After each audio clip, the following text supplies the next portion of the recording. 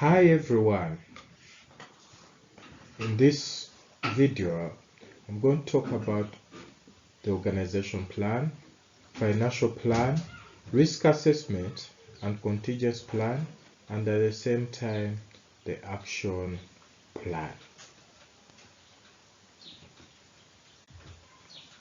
Shall start with the organization plan. What is an organization plan? What should be included in an organization plan?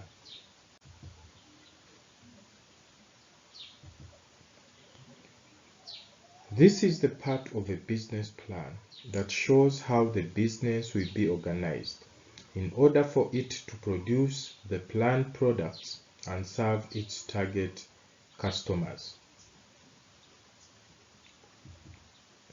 It shows the duties and responsibilities of the workers, the resources and facilities they will need to do it.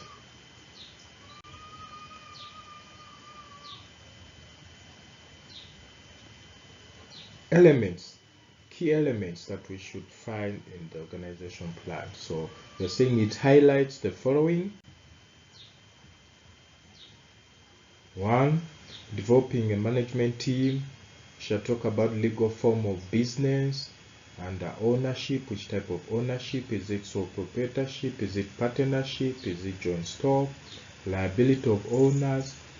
Are there limited liabilities or unlimited liability? The cost, continuity of that business, transferability of the interest, all plus capital. All these fall under the legal form of business. Then below that, we shall also talk about tax attributes of the forms of business. Then next, designing the organization. There we shall design the structure, building management team and organization, culture, role of board of directors, board of advisors, and other duties and responsibilities for all the employees.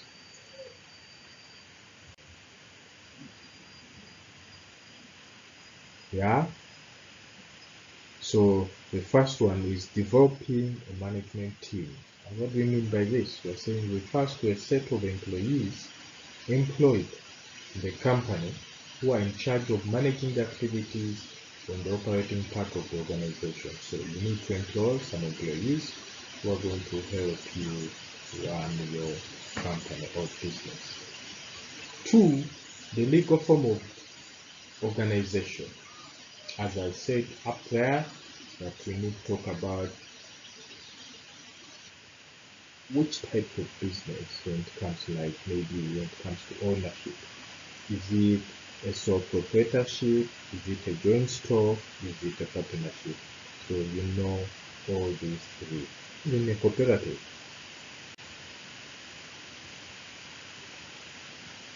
continue. Under ownership, we're saying it refers to pattern of investment and control of owners in the company, which includes conditions relating to sharing of profit and loss in a business. As you know, if it's a sole proprietorship business, you enjoy all the profits and losses alone. If it's to do with partnership, you have to share these profits and losses. If it's joint stock, you will also find out. Then liability of owners for business covers two aspects. Either members of the business will have limited or unlimited liability, depending on the legal form of business agreed upon by the partners or by the members or the shareholders. So again, it will depend on the type of business ownership, and you know whether it is limited or unlimited business. Then the cost of starting the business, we're saying refers to expenses you're going to incur while starting up your business, and proportion of contributing from every member of the business, or sources through which require finance of the business will be raised. This is also key, because we need to know how much money that we make. How are we going to spend it? Then the sources, how much, if it is to do partnership business, how much should a partner contribute. Then continuity of the business, in case maybe someone passes away, will the business continue? If it is sole proprietorship, you gave this as a disadvantage. You pass away, then the business stands high chances of collapsing. With partnership, can continue. You never know. Okay. Others include capital requirements. Again, we're saying refers to the amount of capital required to start up a business venture, sources through which the required finance for the company will be obtained. What will be the contribution of members and the owner towards the given business? So you also need to know requirements for capital, how much that you need to start up a business, you the owner of the business, how much should you contribute, and then also the members. And lastly, but not least, management control. We say refers to the control of business will be handled by the individual person or members in the business. So it also comprises of power of members in terms of decision making, guiding business activity in the company. So again, here we will state the role of the member. Do they have the power to take decisions or to make decisions? If someone does something wrong, is he or she answerable to? Then also distribution of profits and losses, that in case of a business incurs some profits, how will these profits be shared among themselves? And if it's a loss, what will happen? So again, there we talk about that. We come to the third, that is designing the organization. Design of the organization. So here saying it comprises of formal and explicit indication to the members of the organizations, as well what is expected from them. These expectations are grouped as follows. One, the organization structure. So we're going to look at different organization structures. There are so many, so different companies that decide the organization structure they want to use, like a line structure or a matrix. There are so many. So organization structure refers to a task, responsibility, and accountability of every member in the business. Then again, under the design and organization, you should also think about planning, measurement and evaluation of schemes, communicate goals and strategies to attain desired goals within the business. So having laid your structure, you need also to plan. So who will be maybe the one to look after the employees? Is it the human resource manager? So that he or she appraises the employees. Then 3, again under the organization structure, when you're designing this, you should also think about rewards. Forms of rewards and yardsticks based on which employees will be rewarded in a company. So someone might have started as a cleaner, but because he or she does her work very well, you might have a yardstick saying that if someone does such and such a given work in that post, we are going to reward her with a given promotion. Like that. Next, selection criteria refers to guidelines for selecting employees in a company. So how do you select these employees? And lastly, again, you should also think about the training. Refers to determining the skills requirements of the employees in a company, and accordingly design training programs for the employees in a company. As we all know that every day you have to learn something new. You can learn something from childhood until when you leave this planet Earth. So again, when you design your organization structure, you should always also think in mind that you should have some time to train your employees, either to do ICT we live in a world that keeps on changing. So all these will fall under our organization structures. And in summary, they're talking about human resource management. So this is an example organogram of a medium-scale manufacturing business. One example of a line structure or an organization structure, which is a line one.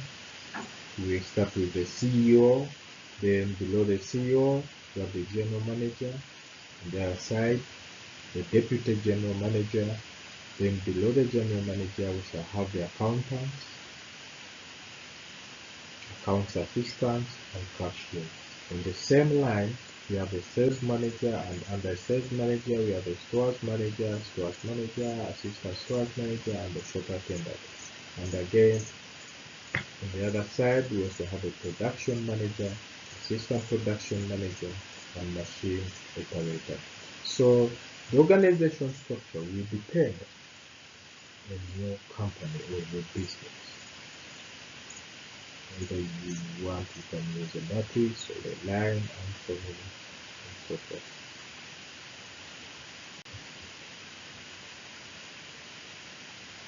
When building the management team, this process involves to see that the strategy of the business should be in line with the objectives of the company.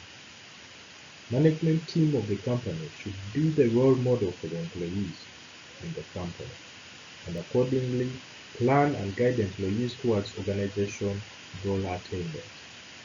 As we've had role models, the management team.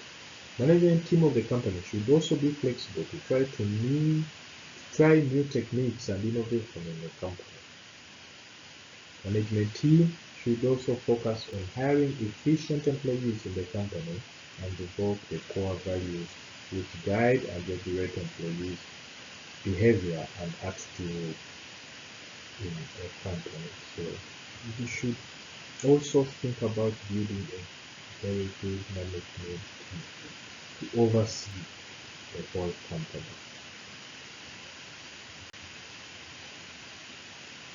Then also here, you should also think among your management teams. There might be the board of directors and advisors. So what is their role? So we say the board of directors in the company are required to review the operating and capital budget, developing long-term strategic plans for growth and expansion, supporting day-to-day activities, resolving conflicts among owners or shareholders, ensure proper use of assets, developing network source of information for the entrepreneurs. And the board of advisors and organization, they are not permanent employees of the company.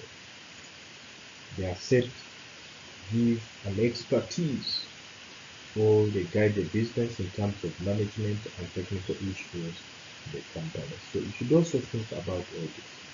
And the rest that we have not talked about are the duties, like for the duty of the accountant, the duty of the project manager, to the sales manager, all of them should be laid out. And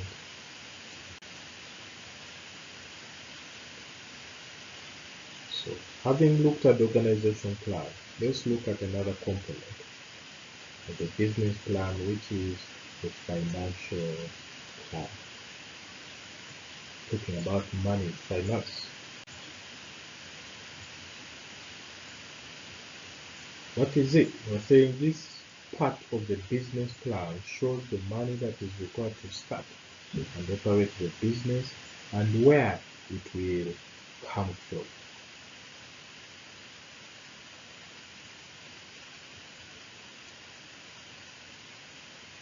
So it highlights the following: the startup budget, trading profit and loss account, cash flow statement, the balance sheet, payback period, break-even analysis, and return on investment. So our financial plan should highlight all this. So I'm going to talk about a few because we have already looked at all this. You all know how to prepare an income statement for your business. You all know how to prepare a balance sheet for your business. You all know how to prepare payback period, break even, return on investment, to mention but a few. So I'm going to talk about cash flow statement, startup budget, and most probably maybe the break-even analysis. So this is an example of a startup budget. Your friend and brother's business, they estimated startup a capital budget for items, units, the cost per unit, and then the total amount, all of it in Rwandan francs. So it was done in the east, that is that side of Kayonza. This to Kabarondo, 2 days. Said cost per unit is 1,000, so if it is for 2 days, it will be 2,000. This to Kiyanja, 2 days, 500 times 2, 1,000. Then subtotal, which is 3K. And why are they carrying out this piece? 1, research and preparation for their business. B, the business premise. These people do not have a property, so they are supposed to rent, and that's why they say rent of poultry home. So 1, how much? 1,000, 1,000, 1,000. C, transport and communication. Kayonza to Kabarondo, 2 days. Kabarondo to Kiyanja, Kayonza, same case. There's some airtime, so all that much. D, starting stock. You need chicken. How many? 15. It's too small. 2 days. 2K. Times 15. Then the fees for 1 week. That's the amount. Then legal expenses. Things to do with market dues. Market dues, not dues. Market dues. Yes. Then a trading license. And lastly, miscellaneous expenses. 4 days, 200, which is 800. Then you sum them up, and then you know you estimate. This is the estimated budget. So that's how we prepare. So it depends on the business that you're going to start up. So, and then you also define your startup budget. We come to the second one, which is the cash flow statement. Here I listed the month 1 to up to December, the total for the year, and then the outstanding at the year end. I gave some example: cash sales, I put them there; other incomes, you put them there; total income, that is to do with your cash inflow. Then the cash outflows talk about material costs, labor costs, our overheads, marketing costs, loan payments, taxes. All these are costs that we're spending. Money is going out, so they are cash outflows. Then you sum them up also to get your total cash outflow, and lastly you get your net cash position. Cumulative cash flow. That means you subtract your cash inflow from the cash outflow, and then you get your net cash position. Let's look at also managing risk and contingency planning. In business, things go wrong always.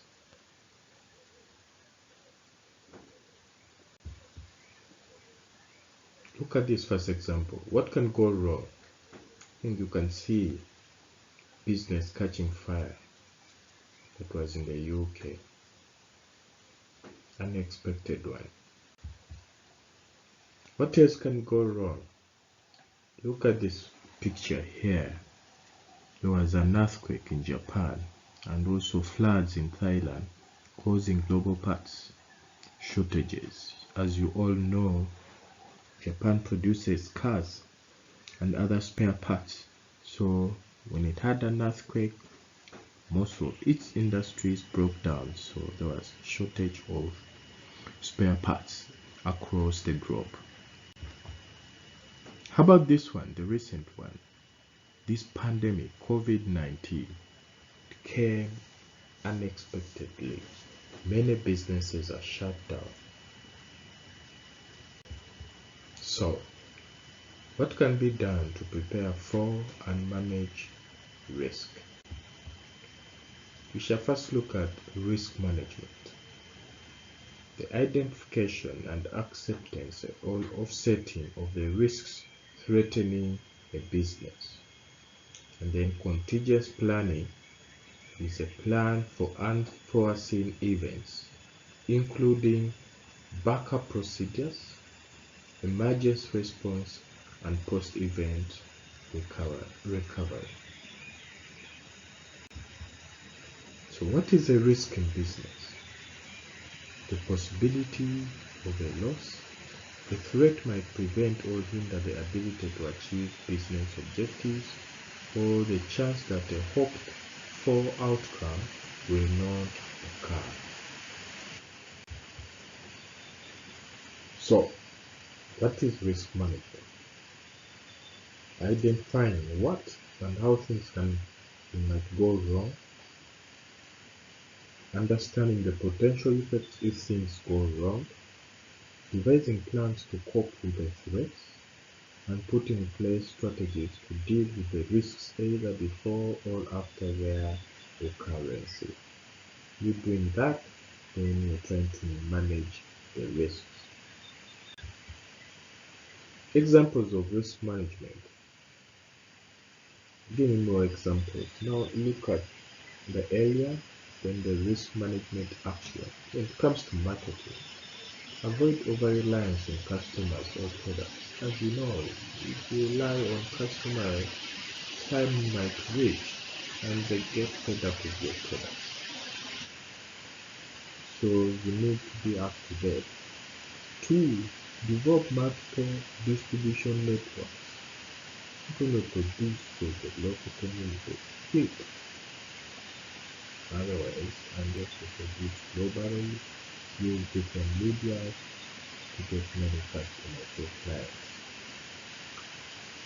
Test marketing for new products. Test should always keep on testing. Don't just produce and think.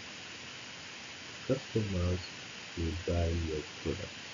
First test the market for any product that comes into place. And when it comes to operation, hold spare capacity. Telling that your operation should have some spare capacity.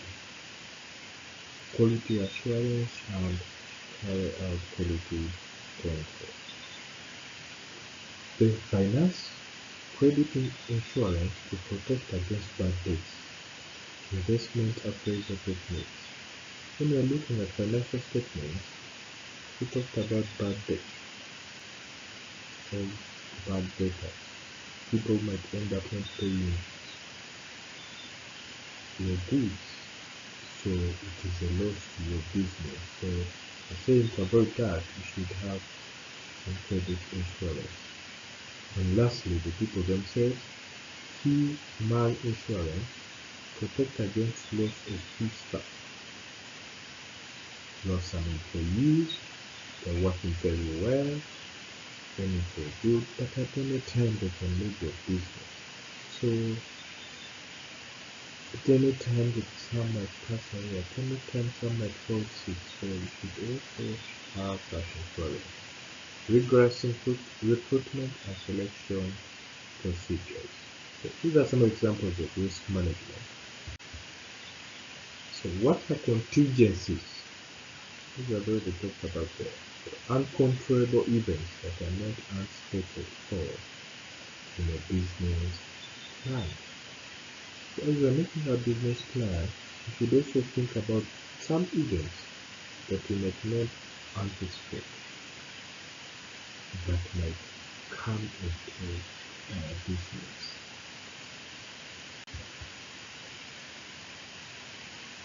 So you need to plan for contingency.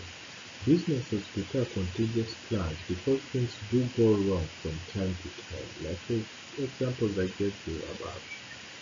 Contingency planning involves preparing for predictable and transferable crises, preparing for unexpected and unwelcome events. The aim is to minimize the impact of a foreseeable event and to plan for how the business will resume normal operations after the crisis.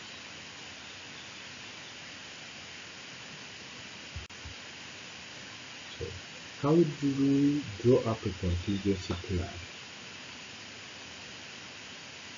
We shall recognize the need for contingency planning, identify possible contingencies or the possible adverse and crisis scenarios, specify the likely consequences, assess the degree of risk to each eventuality, determine the risk strategies by how to prevent a crisis, to deal with a crisis should one occur, prepare, plan, and identify their responsibility. And lastly, test the plan. Have a crisis simulation. If you know if there is a fire outbreak of your business, so how do you handle a fire outbreak? If you know you can be tested by lots of threats around your business, how do you handle those threats so that they don't scare away your clients, they don't scare away your employees? So how do you handle that? So all this is about the contingency plan. Let's look at another component of a business plan, which is the action plan, the last one. What is it? An action plan is a laid out sequence of steps and actions to be undertaken so as to achieve business goals. It shows the activities to be undertaken, period it will last, and if possible, the person responsible. Why is it necessary to prepare an action plan when making a business plan? One, it acts as a guide or a timetable for an entrepreneur to make sure she or he fulfills the plans and achieves the results. 2, it helps you to coordinate your resources of the business so that the right resources are available at the right time. 3, it helps to identify roadblocks in advance, all expected challenges, so as to take appropriate steps to overcome them. And another one, the action plan also helps to locate sources of information and resources that we might need in our business.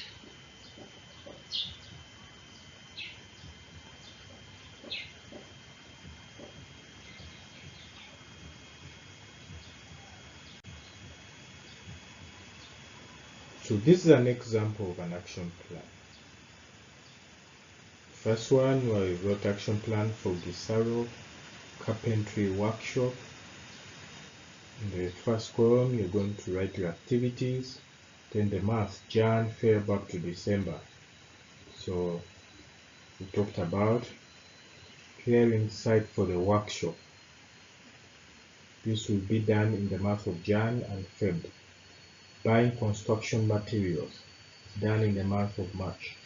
Construction of workshop, it's done in the month of April and May. Buying workshop tools. This is done in the month of June. Even recruiting 2 workshop technicians, done in the same month. Fitting equipment into the workshop, done in the month of July. Even, and so on and so forth. So it continues like that. So that's our schedule of the action plan. You can also design it in this way. You have the action plan for the self-carpentry workshop, activity, the time frame, the resources that you're going to need, the person who is responsible, and the indicator of success. 1. We shall say clearing site for a workshop to be done in the month of Jan and Feb. Resources that you need, 500,000. Who is to do that? Site manager. And then the indicator of success, that is the site cleared, if it is done. Buying construction materials to be done in March. How much? 5 million. The person responsible, Gisaro or site manager, and then the indicator will be when the materials are bought. And the last one, among others, we can talk about construction of the workshop to be done in April and May. 1.5, who is to do that? Site manager, and then the indicator of success, it will be workshop constructed. So I think this is more descriptive and shows clearly what is supposed to be done, how much is needed, the person responsible, and the duration. So that is that with that. Hope you enjoyed the video. So this is the end of our business plan. Having looked at the business plan in these 3 videos, we talked about what is a business plan, why it is important for you as an entrepreneur to prepare a business plan, and then the main components of the business plan, where we talked about executive summary. We went ahead and said the general description of your business, talked about the goals, vision and mission statement, marketing plan, production plan, organization plan, financial plan, risk assessment and contingency plan, and then the action plan. The next activity will be to prepare a business plan. So when we go back to school, we shall be able to prepare business plans for our businesses in our groups. Thank you so much.